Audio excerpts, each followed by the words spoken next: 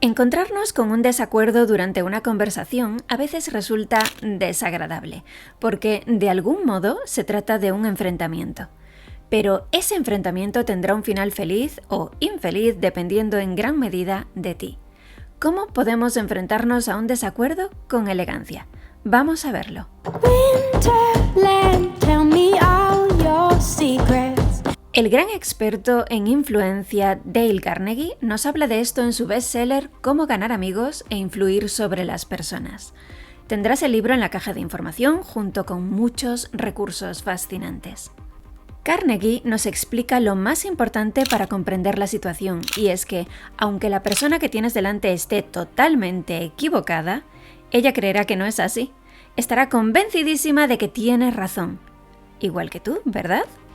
De modo que no la ataques, porque atacar es el camino fácil, y cualquier persona sin la más mínima inteligencia emocional podría atacar sin pensárselo dos veces, pero esa persona no vas a ser tú.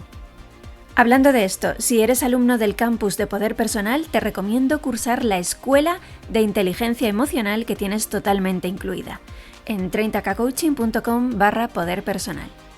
Bien, pues lo que tú vas a hacer es tratar de comprender su posición. Existe una razón por la que esa persona piensa como piensa, y a menudo no tendrá nada que ver con su nivel de inteligencia, de modo que no la juzgues sin tratar de comprender primero. Trata de encontrar el porqué de su postura. Ponte en su lugar e intenta imaginar qué pensarías tú sobre ese tema si fueses esa persona.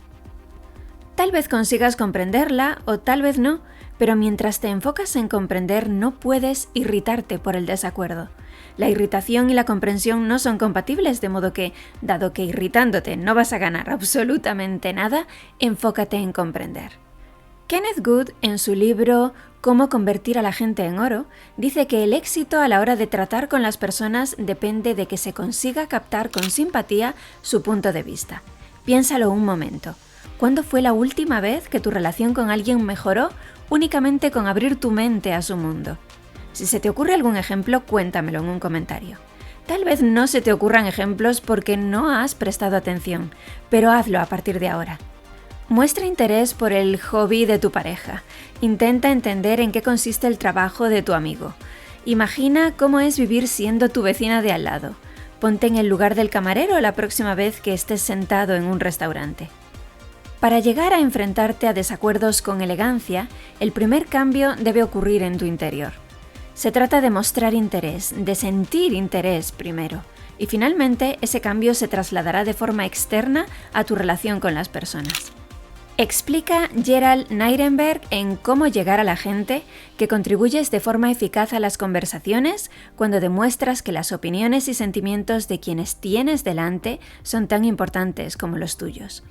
Y solo así consigues enfrentarte a los desacuerdos con elegancia todas y cada una de las veces.